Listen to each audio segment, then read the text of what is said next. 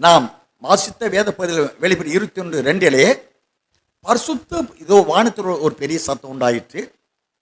பரிசுத்த புதிய எருசலேம் நகரம் தேவனிடத்திலிருந்து புறப்பட்டு பரலோகத்தை விட்டு இறங்கி வர கண்டேன். யார் பார்க்கிறது? திவ்யவாசன யோவான்.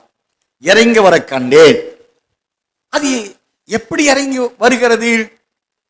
மனுஷர் மத்தியிலே அது தங்கி தரித்து தன் புருஷனுக்காக மணவாளனுக்காக அலங்கரிக்கப்பட்ட மணவாட்டி என்ற தகுதியை அடைய அது மனுஷர் மத்தியில் இறங்கி வந்து இந்த மனுஷரால் மீட்கப்பட்ட ஆவிக்குரிய மண்டலத்தில் இருக்கிற பரிசுத்தவான்களாலும் ஆவியானவர்களும் தேவனுடைய ஸ்தலம், தேவனுடைய வாசஸ்தலம் இது, தேவனுடைய வாசஸ்தலம் இது. பரிசுத்த புதிய எருசலேம் நகரம் தேவனிடத்தில், தேவன் எங்க இருக்கிறாரு? சீயோனி சிங்காசனத்தில் இருக்கிறார். ஆக சீயோன் என்று புறப்பட்டு மனுஷர்மத்திலே தேவனுடைய வாசஸ்தலமாக இறங்கி வந்து, எதுக்காக இறங்கி வந்திருக்கு? அது தேவனுடைய வாசஸ்தலமாக அந்த பரிசுத்த புதிய எருசலேம் மணவாட்டி சபையில் உள்ளவர்களை ஆவியானவர் மனுஷர் மத்தியிலே, அநேக சபைகளின் மத்தியிலே இது ஒரு தேவன் தங்கியிருக்க தேவனுடைய வாசஸ்தலமாக அதை வளர்த்து ஆவியானவர் வளர்க்கப்பட்டு அந்த ஆவிக்குரிய சாயலை அவர்களை அடைந்து கொள்ள வளர்த்து வரப்போகிற மணவாளன் எப்படி வரப்போகிறார்? ஓசியா 6 1 வாசித்தா அவருடைய 3 வாசிங்களே. அப்பொழுது நாம் அறிவடைந்து கர்த்தரை அடையும்படி தொடர்ந்து போவோம். அவருடைய புறப்படுதல் அருணோதயம் போல ஆயத்தமாய் இருக்கிறது. அப்ப மணவாளன் வரப்போகிற நிலை அருணோதயம் போல அவர் வரப்போகிறார். அப்ப அருணோதயம் போல் வருகிற மணவாளனை சந்திக்க அருணோதயம் போல இவர்களை ஆவியானவர் வளர்க்கிறார். எங்கே? மனுஷர் மத்தியிலே. இந்த சியோனில் இருந்து வந்த பரிசுத்த புதிய எருசலேமாகிய நகரமாகிய அந்த பரிசுத்தவான்களுடைய ஐக்கியம் என்ற அந்த வீடு அல்லது அந்த சபை மனுஷர் மத்தியிலே ஆவியானவர் எழுப்பப்பட்டு அதில் உள்ளவர்களுக்கு இந்த நற்காரியங்களான முடிவான ரட்சிப்பின் சுவிசேஷத்தை அடைந்து கொள்ள தகுதி அடைய இந்த 4 சுவிசேஷங்களாகிய ராஜ்யத்தின் சுவிசேஷத்தை அவர்களுக்கு அறிவித்து அவர்களை கொண்டு அவர்களை ஜாமக்காரர்களான தகுதியை அடைய வைத்து எங்கும் சுற்றி திரிந்து ராஜ்யத்தின் சுவிசேஷத்தை அறிவித்து உன் தேவன் வரப்போகிறார், ராஜாவாக வரப்போகிறார், அவர் பூமியில வந்து ராஜரீகம் அனுப்புகிறார், 1000 வருட அரசாட்சி செய்ய போகிறார், மனுக்குலத்தில் இருந்து மனவாட்டியான நீதிமான்களை கூட்டி சேர்த்து ரகசிய வரையில் அவருடைய கல்யாணம் நடக்க போகுது என்ற சத்தியங்களை எல்லாம் நாவிக்குரிய மண்டலத்துக்கு அறிவித்து பிரஜாதிகளில் உள்ள நீதிமான்களுக்கு அறிவித்து அவர்கள் அனைவரையும் வரப்போற மணவாளன் இயேசுவுக்கு ஏற்ற மணவாட்டி அழகாய் தன் புருஷனுக்காக அலங்கரிக்கப்பட்ட ஆவிக்குரிய அழகு. அந்த அழகு எதுங்க? 2 Corinthians 3:18 கர்த்தருடைய மகிமையை கண்ணாடி காண்பது போல கண்டு. முதல் அழகு எது? அருள்நாதரை மாத்திரம் பார்த்து பார்த்து பார்க்கிறதுனால அவனுடைய ஆவிக்குரிய அனுபவம் எப்படிங்க? நேசரை முகமுகமாக காணக்கூடிய அனுபவம். அவர்களுக்கு இடையே இருக்கக்கூடிய ஆவிக்குரிய நேசம் எப்படிப்பட்டதுன்னா,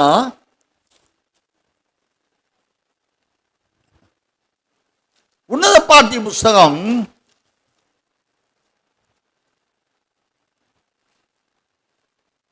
8ஆம் அதிகாரம்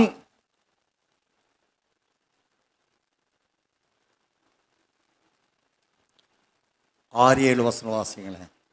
நீர் என்னை உமது இருதயத்தின் மேல் முத்திரையை போலவும் உமது புயத்தின் மேல் முத்திரையை போலவும் வைத்துக் கொள்ளும். நேச மரணத்தை போல் வலிது, நேச வைராக்கியம் பாதாளத்தை போல் கொடிதாய் இருக்கிறது. அதன் தளல் அக்கிலி தளலும், அதன் ஜுவாலை கடும் கடுஞ்சுவாலையுமாய் இருக்கிறது. திரளான தண்ணீர்கள் நேசத்தை அவிக்க மாட்டாது, வெள்ளங்களும் அதை தணிக்க மாட்டாது. ஒருவன் தன் வீட்டிலுள்ள ஆஸ்திகளை எல்லாம் நேசத்துக்காக கொடுத்தாலும் அது முற்றிலும் அசட்டை பண்ணப்படும். அந்த மணவாளனுக்கு மணவாட்டிக்கு உரிய ஐக்கியத்தின் அழகு இருப்பாருங்களே, அந்த ஐக்கியத்தின் ஆவிக்குரிய பூர்ண அழகு இருப்பாருங்களே, அந்த அழகு இவர் இருவருக்கு இடையே இருக்கக்கூடிய நேசம் அல்லது அன்பு எப்படிப்பட்டதா? நீர் என்னை, அதாவது மணவாட்டி சொல்ற மணவாளன் பார்த்து, நீர் என்னை உமது இருதயத்தின் முத்திரை போலவும், மணவாளா என் நேசர் இயேசுவே, உங்களுடைய நீதிமானாகிய மணவாட்டியாகிய என்னை உங்களுடைய இருதயத்தில் நீர் முத்திரை பதித்துக் கொண்டதை போல் உங்களுடைய இருதயத்தில் இந்த மணவாட்டியானவளை முத்திரையிட்டு வைத்துக் கொள்கிறார் நேசர் மணவாளன். அடுத்தார் போல உமது புயத்தின் மேல் முத்திரை போலவும். இந்த மணவாட்டியானவளை குறித்த மணவாளுடைய நேசம், அப்படி புஜம், 2 புஜம் இருக்கு, ஆம்ஸ் இருக்கு இல்லையா? அப்படின்னா ஒரு மனிதனுக்கு பண்டைய காலத்தில் வரலாற்றாளர் சொல்வார்கள், ராஜாவுடைய அவர் புஜபல பராக்கிரம ராஜா. அவனுடைய ராஜாவுடைய 2 புஜம் ஒரு வாளை எடுத்ததுனாக்கா வெற்றி பெறுவான். அதை போல இந்த மணவாட்டியானவளுடைய மணவாட்டி இடத்திலே மணவாளுடைய நேசம் எப்படிப்பட்டது என்றால், மணவாட்டியானவளை மணவாளன் தன் 2 புஜமாக, அப்படி தன் பலனாக மணவாட்டி சொல்றா, உமது புயத்தின் மேல் முத்திரை போலவும் வைத்துக் கொள்ளும். மணவாட்டி சொல்ற, ஆண்டவரே என் மணவாளா இயேசுவே, நான் உம்முடைய அழகை அணிந்து கொள்ள என்னை மணவாட்டியாய் என்னை உம்முடைய இருதயத்தில் முத்திரையாக பதித்து ஏற்றுக்கொள்ளும். உமது மணவாட்டியாகிய என்னை குறித்த உடைய நேசம் உம்முடைய 2 புஜங்களில் முத்திரையாக முத்திரித்துக் கொள்ளும். அப்ப நேசருடைய இருதயத்தின் நினைவுகள், நேசருடைய புஜபல பராக்கிரமம் அத்தனை யாருக்கு இடம் கொடுத்ததா இருக்கு? யாருக்கு முதலிடங்க? மணவாட்டியானவளுக்கு. இதாங்க நேசம். தொடர்ந்து 6ஆம் வசனம் வாசி, உன்னத பாட்டி 8 6ஆம் வசனம், நேசம் மரணத்தை போல் வலிது. இந்த மரணத்துக்கு தப்பினவே உலகத்துல எந்த மனுஷனும் கிடையாது, இயேசு ராஜாவை தவிர. அதுபோல மணவாட்டியானவளுக்கு மரணமே கிடையாது. அதுக்குரிய சத்தியம்லாம் நாம் நாட்களில் தியானம் செய்திருக்கிறோம். மணவாட்டி சொல்றா, என் மணவாளா, என் அன்பு தெய்வமே, உன்னுடைய நேசம் உன்னை விட்டு நீ பிரிக்க முடியாது. எப்படி மரணம் ஒரு மனிதனை விட்டு பிரியாதோ, மரணத்தினால் எந்த மனுஷனும் ஆட்கொள்ளப்படுவானோ, அதுபோல நேசரே, உம்முடைய நேசம், உம்முடைய அன்பு, உம்முடைய அழகு மரணத்தை போல என்னில் பின்னி பிணைந்திருக்கிற உமது மணவாட்டி நான். நேசம் மரணத்தை போல் வலிது. நேச வைராக்கி நான் முடித்து கொண்டிருக்கிற அந்த நேசத்தை சார்ந்த வைராக்கியம் இருக்கு, அந்த வைராக்கியம் பாதாளத்தை போல் கொடிதா இருக்கு. பாதாளம் எப்படிப்பட்ட கொடூரமானதுங்க. பாதாளம் தா என்று தன் வாயை விரித்து கொண்டே இருக்கு. பாருங்க, ஆதாம் முதற்கொண்டு வெள்ளை சிங்காசன நியாய தீர்ப்பு வரைக்கும் பாவம் செய்கிற அத்தனை பேரையும் அந்த பாதாளம் என்ன செய்யுங்க, வாயை திறந்து விழுங்கி கொண்டுதானே. எவன் ஒருவனாவது அந்த பாதாளத்திலும் தப்பிக்க முடியுமா? முடியாது. பாதாளம் எவ்வளவு கொடிதானோ அதுபோல என் நேசரே, மணவாட்டி சொல்றா, என் நேசரே, உண்மையில் நான் வைத்திருக்கிற நேசம், பாசம், அன்பு, ஆவிக்குரிய ஜீவிதம், அழகு பாதாளத்தை போல் வலிமையானது, கொடிதானது. அதன் தளல் பாதாளம் தெரிகிற அக்கினி தளல் இருக்கு, அதன் தளல் அக்கினி தளலும் அஜ்வாலை கடும் ஜுவாலியுமாயிருக்கு. பாதாளத்தில் எரிகிற அந்த தழல்னா ஃப்ளேம் சொல்லுவாங்க. அதாவது நெருப்பு எரியுது பாருங்க. நீ வீட்டில் நம்ம தீபத்தை ஏற்றி வச்சோம்னா அந்த எரிகிற தீபத்தினுடைய எண்டில் பார்த்தோம்னா ஃப்ளேம் இருக்கும். சுடர், கரெக்ட், சுடர். அதுங்க நீங்கள் அந்த தீபத்தில் கையை கீழே வைக்கலாம், அவ்வளோ சூடாக இருக்காது. ஆனால் தீபத்தை நுனியை சுடரில் வச்சிங்க அப்படியே வரல, சுட்டுறோம். அதுபோல பாதாளத்தில் எரிகிற அக்கினி தழல் இருக்கே, இந்த சுடர் இருக்கே, அது ஜுவாலை, கடும் ஜுவாலையா இருக்கிறது. அப்படின்னா பாதாளம் எவ்வளவு கொடிதா இருக்கோ அதை காட்டிலும் அவற்றில் இருந்து வெளிப்படுகிற தழல், ஜுவாலித்திருக்கிற அக்கினி எல்லாம் மிகவும் கொடிதாயிருப்பது போல என்னுடைய நேசம் மணவாளா உண்மையில் இருக்கிறது. உன்னுடைய நேசத்தை நான் உன்னுடைய கொண்டிருக்கிற நேசத்தை விட்டு ஒருவனால் பிரிக்க முடியாது. இந்த உலகத்திலே தனக்குரிய ஆஸ்தி, வாசியல், பட்டம், பதவி எல்லாவற்றையும் கொடுத்து நேசத்தை அழிக்க முயற்சித்தாலும் ஒன்னினால் நான் உம்மிடத்தை கொண்டு நேசத்தை அழிக்க முடியாது.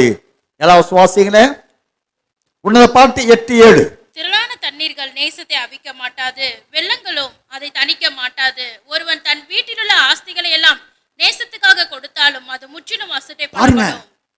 மணவாளா, நான் உன்னில் கொண்டிருக்கிற என் நேசம், நீர் என்னில் கொண்டிருக்கிற நேசருக்கு இந்த நேசத்தை அழிக்கிறதுக்கு திரளான வெள்ளப்பெருக்கு தண்ணி, திரளான வெள்ளங்கள் வந்தால், தண்ணீர் வந்தாலும் நம்முடைய நேசத்தை அழிக்க முடியாது.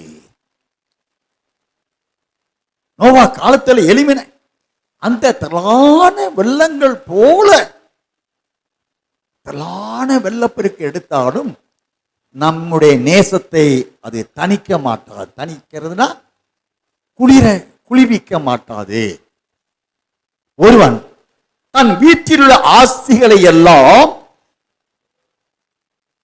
கொடுத்து நம்முடைய நேசத்தை அழிக்க பார்த்தாலும் அதுதான் வெட்கப்பட்டு போவே தவிர நம்ம நேசம் அழியாது.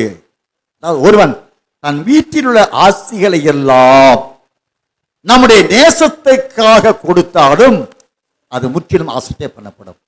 இந்த உலகம் எனக்கு எதுக்கு? என் நேசமே நீ, உம்முடைய நேசம், உம்முடைய அன்பு, உம்முடைய பரிசுத்தம், ஆவிக்குரிய அழகராய் எனக்கு போதும். இந்த உலகத்தில் ஆஸ்தி வாசி ஒன்று எனக்கு வேண்டாம். இந்த ஆவிக்குரிய சிந்தை தான் ஒரு மனவாட்டியானவளுக்குரிய அழகு. இந்த சத்தத்தை கேட்கிற பரிசுத்த புதிய மனவாட்டி சபையே, ஆவிக்குரிய மண்டலத்தில் உள்ள நீதிமான்களே, நான் என் நேசரை இயேசுவை நேசிக்கிறேன். இயேசு வரப்போகிறார், அவர் என்னை சேர்த்துக் கொள்வார், நான் அவரால் சேர்த்துக் கொள்ளப்படுவேன் சொல்லுகிறேன். சந்தோஷம் அதான் நடக்க போகுது. அதுதான் முடிவான ரட்சிப்புக்குரிய நீதிமான்களுக்கு கிடைக்க போகிற ஒரு பிரதிபலன். ஆனால் அந்த பிரதிபலன் உண்மையிலேயே உனக்கும் எனக்கும் நமக்கும் கிடைக்க வேண்டும் என்றால் உன்னுடைய நேசம், ஒரு நேசரை சார்ந்த நேசம் எத்தன்மை கொண்டது. இந்த வீடியோ உங்களுக்கு பிடிச்சிருந்தா லைக் பண்ணுங்க, உங்க நண்பர்களுக்கும் ஷேர் பண்ணுங்க, அப்படியே நம்ம சேனலுக்கும் சப்ஸ்கிரைப் பண்ணிடுங்க. நன்றி. அடுத்த வீடியோவில் சந்திப்போம்.